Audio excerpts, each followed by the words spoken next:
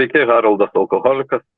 Iš tikrųjų, nuo pat pradžių susižavėjau tą grupę, labai patiko visos grupės, yra skirtingas ir man ganėtinai nuo pat pradžių patiko įvairias grupės lankyti, tą ir dabar darau. Mano grupėje yra Šviesa ir mano globėjas yra iš grupės Šviesa. Tai va, ir esu, kaip dabar apie jį galvoju, esu tikrai jam be galo dėkingas, nes gyvenimas tikrai pasikeitė ir toliau keičiasi. Jeigu šnekant apie save, apie mano tą istoriją, tai iš tikrųjų gyvenau, augau Druskininkuose ir buvau šiaip gan laimingas, nes turiu brolį vienais metais vyresnį, vienais metais pusę ir seserį vienais metais jaunesnę, pametinukai esam tryse. Tai tikrai jaučiausi ir mylimas, ir laimingas, nors augau be tėvo, bet Druskininkuose buvo tokia maloni aplinka, draugiška, buvom gan laisvi vaikai. Taip, tai buvo tokia trauma, kadangi pas mus namuose, mano tėvą nušovė, kai man buvo 3 metai ir neabejotinai ta trauma jinai buvo. Ir aš realiai, visą gyvenimą kaip ir neigiau, kad čia kažkas negerai, kad kažkas blogai, bet realiai pradėjęs lankyti anoniminius alkoholikus ir pradėjęs eiti tą žingsnių programą, tai iš tikrųjų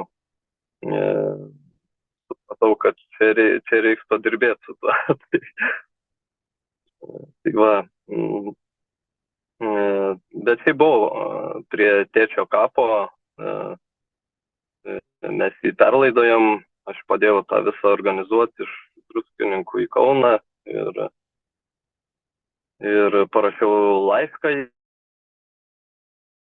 To tikrai reikėjo ir kur kas dabar lengviau, sakyčiau, net nelabai galvoju apie tai iš tikrųjų. Ir tai va.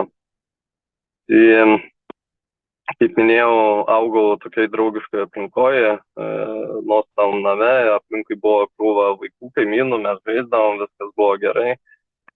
Šiaip pirmą kartą užgėriau iš tikrųjų 4 metų per sesers vestuvės, buvo nuotrauka tokia, kaip aš ten, mano sesuo stovė, aš ten kažkur šalia užsivertęs tą bokalą alaus maukiu. O taip, tai antrą kartą išgėriau 12, bet tokio efekto gal didelio nebuvo, nenusigėriau tada, bet kai, sakyčiau, aš toks, kažkur nuo 5 klasės, tai kiek čia man buvo apie, panašiai ir buvo, 12 metų, kur 2 metus jaučiausi nepritampantis, toks kaip ir atsiskyręs nuo kitų, beveik draugų neturėjau ir aš kai išgėriau 14 metų, viskas pasikeitė. Čia tas tradicinis toks alkoholiko kelias, ne?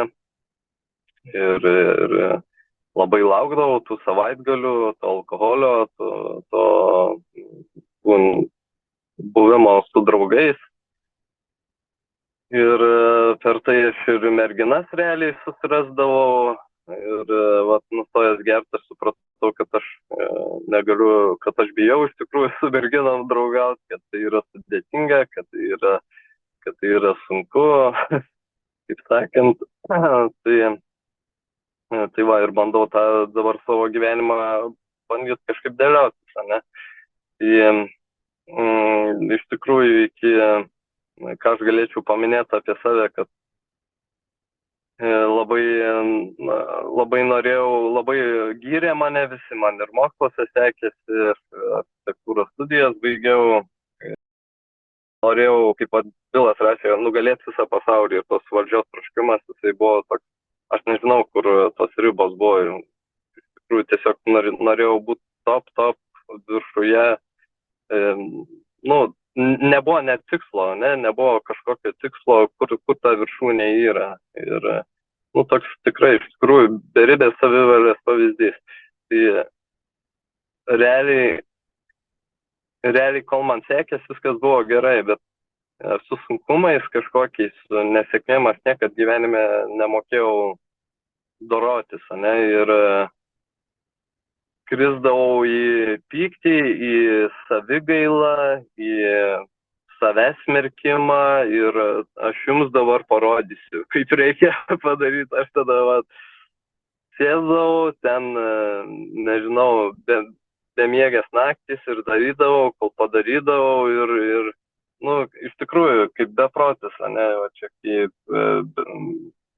dirbau vienam darbe ir penktadienį, atsimenu, vadovas sako, buvo nepatenkintas mano darbo, čia dar studijų metu praktiką atlikinėjau, taip aš ir neišėjau iš to darbo, aš taip ir likau jame ir tas 2 paras taip ir nemiegojau,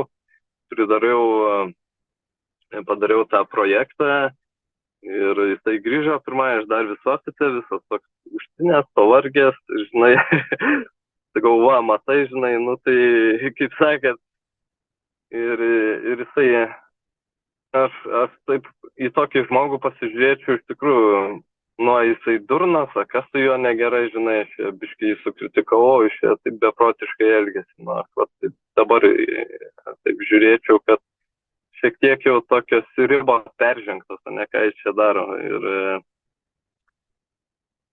tai ir kuo toliau, tuo aš nustojau gerti, kadangi pradėjau sportuoti ir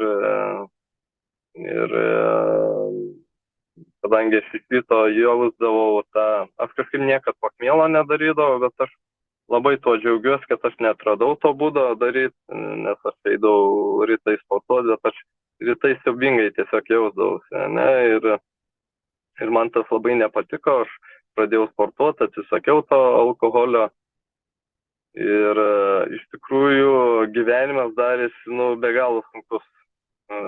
Tos būsenos, tie pykčiai visi ir žodžiu,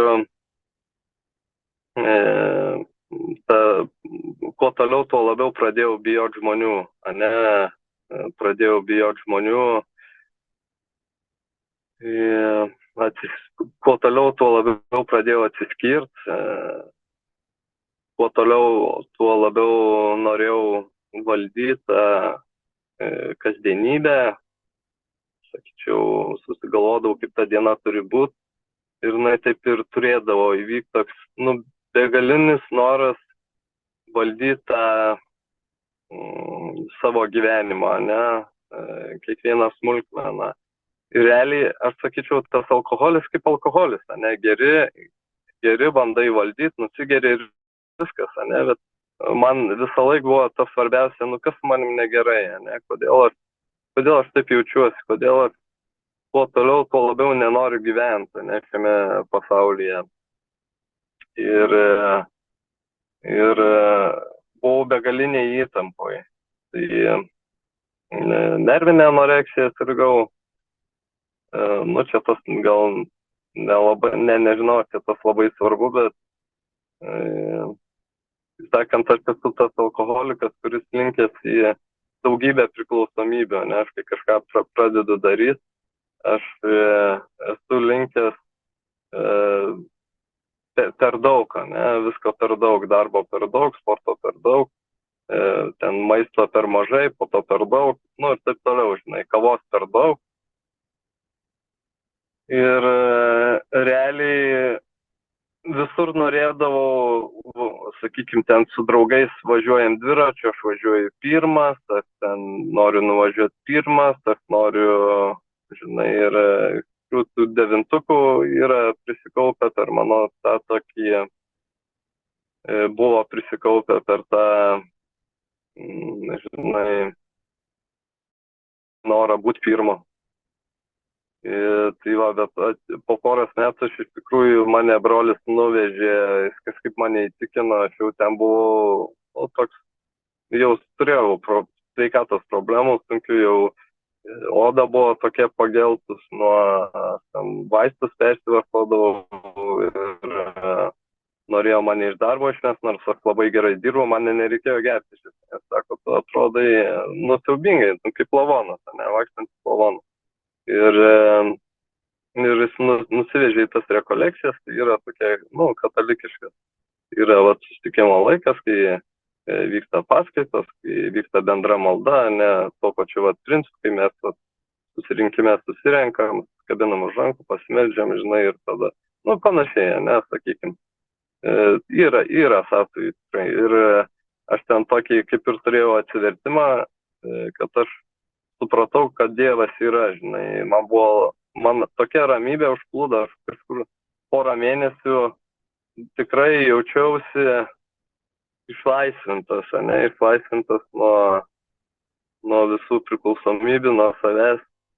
Ir man nukrito didelė našta. Ir aš kažkaip tada dirbau Druskininkuose ir nusprendžiau, kad aš noriu važiuoti į Vilnių, nes visa šeima jau Vilniui tada buvo. Ir bandyti kažkaip tą tvarkyti savo gyvenimą, iš naujo. Susirasti architekto darbo, kurio aš troškau, žinai, kurio aš norėjau bandyti.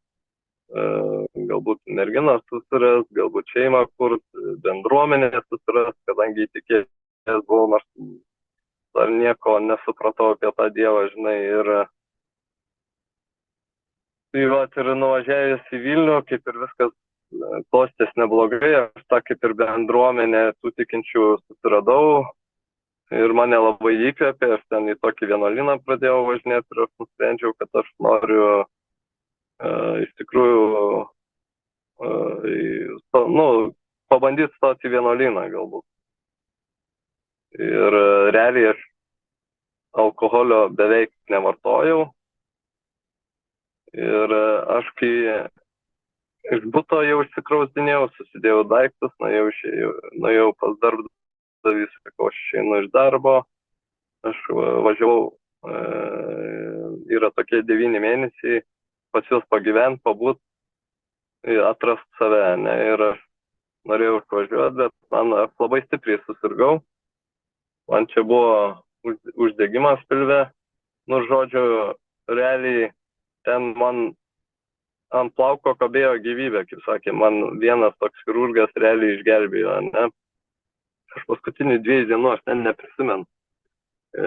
Atsijungęs buvau ganėtinai prieš tas operacijas ir aš atsikeliu, čia pas mane pilve 2 vamzdeliai čia, bet tokie, 2 centimetrų, čia vienas, žodžiu, ir aš esu visiškai bejėgis, žinai, pripumpuotas vaistų, lašelinė, žinai, ir tada buvo komplikacijos, dar 2 kartus, aš net nesupratau, kas vyksta, žinai, aš dar 2 kartus nukraujau, kažkur apie 4 litrus kraujo praradau, reanimacijai kelis kartus galėjau, per pusantro mėnesį ir aš išėjęs iš tos ligoninės, mane ten tvarkė, aš dar turėjau sveikatos problemų, dar laukė 3 operacijos ir aš palūžau. Aš kažkaip bandžiau tvertis į tą tikėjimą, netgi į savanorystę, tai eiti, nors aš nežinau, kad aš esu alkoholikas, aš neturėjau, aš niekad negerdavau daug. Aš visą laiką, aš to net nemėgau, aš buvau sportininkas, ir man tada buvo gal 27, kur 28, aš nežinau, ir eidavau į Betaniją, yra toks socialinis centras, kur ten su alkoholikais, narkomanais ten sėdi, juos šnekini, žinai, ten sumuštinius valgai, sriubą, žinai, bet man vaikščiau į psichiatrinę ligoninę, turėjau psichiatrus, šiaip turėjau 6 psichiatrus viso. Man tuo metu vieną turėjau ar 2, aš nežinau, bet man nieks nepadėjo ir aš tiesiog išgėriau šiek tiek alkoholio ir aš supratau, kad man tai yra vaistas, kad man pasidarė geriau ir tai yra vaistas nuo nuo visų mano problemų. Ir aš jį pradėjau naudoti kaip vaistą. Žinai, kaip yra, nežinau, kai kuriems antidepresantai padeda man buvo vaistas žangu. Prasidėjo prasidėjo buitinis alkoholizmas namie, vienas su ta taurele. Tai pirmas užgerimas buvo nuo sausio iki rugsėjo. Prieš visas operacijas kasdien sportiškas buvau, eidavau 100 km per parą, pavyzdžiui, tikinčiai čia pleškutė ir taip toliau ir panašiai, žodžiu. Ir nesupratau, kad aš esu įklimpęs, aš galvoju, kad aš depresuoju ir tikrai nelaikiau savęs alkoholiu. Tada pabandžiau vėl į vienuolyną važiuoti, pusantro mėnesio ar mėnesį negėriau. Vėl pradėjau vienuolynę tada gerti, kadangi buvo sudėtinga tą daryti tenais tam vienuolynę, tai aš nenusigerdavau, bet kasdien išgerdavau. Pirmadieniais važiuodavau, rudenį, žiemą nesvarbu, -20 nesvarbu, autostrada su dviračiu, kadangi mašinos nebuvo nieko. Man važiuodavau 25 km, kur fūra zuja, kad pasirūpinti savaitį alkoholio. Tai aš nuvažiuodavau, prisigerdavau, tada su dviračiu tą pačią autostradą grįžti atgal. Ir biškai atsigaudavau, išprakaituodavau bevažiuodamas, su tuo dviračiu bemindamas. Tai man sportas su alkoholiu draugavo visą laiką realiai. Kaip bebūtų keista. Ir aš jau labai pradėjo reikštis mano puikybė, kad jūs čia visi kalti, aš čia nesugebu būti čia tam vienuolinė, kad aš jau nenoriu ten to vienuoliu būti, kad jūs kalti, kad jūs visi kalti, kad aš taip jaučiuosi. Ir aš išvažiavau į Vilnių. Išvažiavęs į Vilnių, aš pradėjau gerti jau taip stipriai.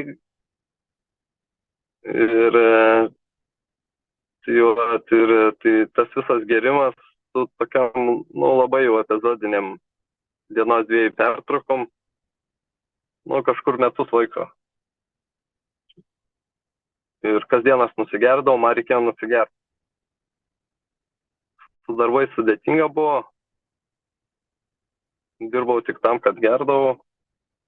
Dar iš mamos pasimdavau pinigų, nors jinai nedaug užsidirbdavo. Tai tos visos stadijos, ten, kaip pas mus didžioji knygai parašyta, ten bandai vartoti degtinę, po to ten vyną, baltą, po to raudoną, po to alų, po to trauktinę. Žodžiu, visas rūšis. Tikrai išbandžiau visas rūšis. Gal ten vienos kitos ir ne, bet realiai tas noras valdyti. Ir kažkur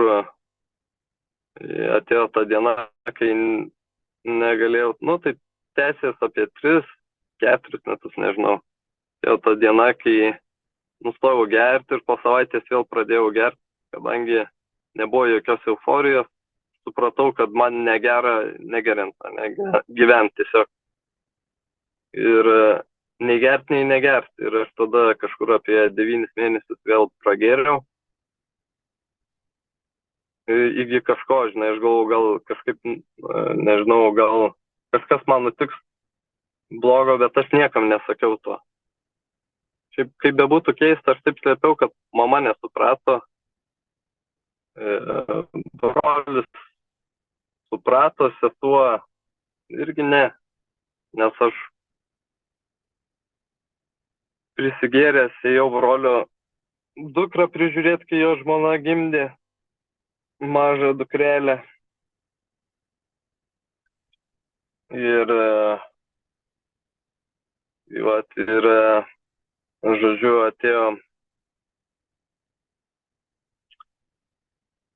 atėjo ta diena, kai jie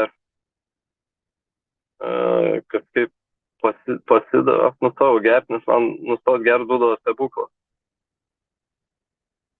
Nu, aš labai didelį gėdos jausmą pajaučiau ir man padėdavo nebent vienas dalykas, tai yra, kai kiti sako, nu tai tu ir gyvenk tą savo gyvenimą, kaip tu nori, plius minus. Žinai, nereikia ir mums tavęs. Ir man tai padėdavo iš esmės nustot gerti. Ne? Tai aš nustojau ir aš supratau, kad čia viskas sakė man vandens, kad aš jau vienas pats niekaip, ne? Man reikia ieškoti pagalbos, kad ir kas bebūtų, bandyti ieškoti. Aš kaip ir anoniminius alkoholikus per radiją girdėjau, bet kažkaip galvoju, kad man pas juos tikrai nereikia, bet aš pas vieną kunigą nuėjau išpažinties, jisai sako, teik dvasinio pokalbio, tokio pasišnekėsim. Aš kelis kartus pasinuėjau, sako, nu ką, mano reikalai baigti, aš neturiu su tavim ką veikti, tau reikia pas anoniminius alkoholikus. Nes aš jam viską atvirai papasakau, galbūt pirmam žmogui, ne, kas su manim yra, ne, bet alkoholis buvo ta pagrindinė problema, aš kitų problemų neturėjau, aš tiesiog žinau, kad alkoholis yra mano ta vienintelė problema, nes tu realiai 3 metus geri diena iš dienos, nu, tai tu jau nebematai, aš nebemačiau, kas aplinkui yra, nemačiau kitų problemų, tas alkoholis jis taip buvo užvaldęs, kad realiai tai buvo kaip ir toks dievukas pagrindinė, nu tas kuris, nu mano valdovas, ne, mano valdovas ir viskas buvo sutelkta į. Ir aš pradėjęs pas anoniminius alkoholikus, tokiam centre pradėjau iš tikrųjų, bet lankiau ir susirinkimus, tada buvo karantinas prasidėjęs ir gavau socialinę darbuotoją, psichologą, kur su alkoholikais dirba, socialinė darbuotoja irgi alkoholikė. Po 4 mėnesių užgėriau ir pastaikęs pirmai progai. Neprisimenu nei ką aš dalinausi susirinkimuose, neprisimenu, tokiai migloj gyvenau, ne, tarsi negirdėjau kitų, ką sako, negirdėjau jūsų. Ir aš žinojau, kad yra 12 žingsnių programa ir kad, nu, ją reikia gyventi, bet aš ją labai bijau daryti, nes mano ego iš esmės buvo aukščiau, ne. Aš žinojau, kad tai bus ne pagal mane, ne, ir užsirašiau vieną alkoholiko numerį, pirmo pasitaikiusio, kuris internetu parašė savo kontaktus. Ir pasirodo, žmogus šiaip buvo labai su patirtimi, virš 30 žmonių yra pravedęs, daugybę metų patirties. Ir po 2 mėnesių mane iš darbo porai savaičių atleido, nu, kaip porai savaičių nemokamų atostogų, nes aš niekur nevažiuodavau atostogauti, aš neimdavau atostogų, aš turėjau ką nors veikti, nes aš eidavau iš proto, aš turėdavau dirbti, kažką daryti, bijau kažkur važiuoti, kažkur atostogauti, būti su kitais. Nu, toks, iš tiesų esu bailiukas ir ganėtinai jautrus žmogus. Žinai, labai daug baimių turėjau ir tai man buvo nepatogu ta programa, bet man tai pradėjo rauti smegenis per tas 2 savaitės, kad aš pasišnekėjau su psichologais, jis sako, aš sakau, aš kasdien galvoju apie globą, apie 12 žingsnių programą, aš niekam nedrįstu jos prašyti. Aš turiu labai daug baimės, man reikėjo tiesiog pasišnekėti. Aš sakau, aš nepasiręšiu Tai sako, kada tu bus pasirengęs. Niekada nebus pasirengęs. Ir aš supratau, kad aš taip savo gyvenimą ir dėliau. Nuo to, kad aš nuo tų senų laikų, kad aš nepasirengęs. Aš visą laiką jaučiuosi nepasirengęs, dabar nelaikas. O pas mus programai sako, va, per tą pirmą susitikimą buvo, jeigu nori nulinis žingsnis, jeigu nori sveikti šiandien, daryk veiksmus šiandien. Jeigu nori po metų, jeigu nori po 10, gerai, čia tavo reikalas. Ir realiai nieko tu nežinai šiai dienai. Tu žinai tiesiog tą, kad tu nori turėti, ką kiti turi. O ką kiti turi, aš pats nežinau. Ir realiai aš supratau, kodėl aš pasiprašiau tos galvos, nes aš pradėjau jaust, kad ratas, kaip yra tas ligos ciklas, kad ratas vėl sukasi. Pradėjau jaust tą ateinantį nelaimės jausmą, artėjančią katastrofą kažkokią. Ir supratau, kad aš gersiu ir kad man ateis diena, kai aš gersiu ir kad aš pasirinkau, kad aš to nebenoriu. Aš pasirinkau, supratau, kad aš nebenoriu daugiau gerti, aš nebenoriu daugiau gyventi tą gyvenimą ir aš tiesiog darysiu jau viską, ką man pasakys. Ir man labai gera pasidarė, kai aš tiesiog parašiau globėjui žinutę, man labai gera pasidarė. Ir tas pirmas susitikimas, mes pasidalinam vienas kito istoriją. Aš niekad gyvenime nesijaučiau taip, ne tai, kad aš ten šokinėjau, euforijoje buvau, bet tarsi skrisdamas ore, kažkas mane paėmė ant rankų ir mane išnešė, žinai, mane pradėjo kažkas nešti, pakėlė nuo žemės. Toks labai keistas jausmas. Ir efektas toks nerealus, aš nežinau, ar dvasinis potyris, dvasinis išgyvenimas po pirmo, ir po to karto aš niekad ir nenorėjau gerti. Po to pirmo susitikimo, kai mes pasidalinam vienas kito patirtim, šiaip žingsniai man sekėsi, esu toks perfekcionistas ir iš tikrųjų dariau viską, ką man sakė. Turėjau gerą globėją, gan griežtą, bet mes labai gerai sutarėm. Ir tai man tas įsisąmoninimas, kad aš esu alkoholikas, jis buvo turbūt vienas iš svarbiausių dalykų. Turbūt gal net pats svarbiausias. Tai yra 3 minutės, Tai suvokti, kad aš esu alkoholikas. Ir realiai, kad mano gyvenimas yra nevaldomas, Pradžiai dar būdavo net po programos, aš kartais suprasdavau, kad aš užmiršau, kad aš esu alkoholikas, bet šiai dienai visai ramu man. Ir tas praėjus realiai tą programą, tuos 9 padarius ten su savo šeimos nariais, tai svarbiausia turbūt, aš realiai tas lūžis buvo, kadangi aš tik internete sėdėjau ir nelankiau, neturėjau tos namų grupės. Tas tikrasis, nors ir globojau, turėjau jau 3 praleidęs bent globa. Aš paskambinau savo globėjai, aš pradėjau jaustis vis blogiau ir aš pradėjau vaikščioti gyvai į grupę, joje tarnauti, vesti susirinkimus, ten mane sekretorium po to, žodžiu, davė krūvą tarnyšių. Ir man labai daug dalykų sutvarkė gyvenime. Ir aš turiu dabar tą pirmąjį, tai man šventa diena. Aš visą laiką važiuoju, visą laiką ten būnu. Tai vat, ir visko būna iš tikrųjų.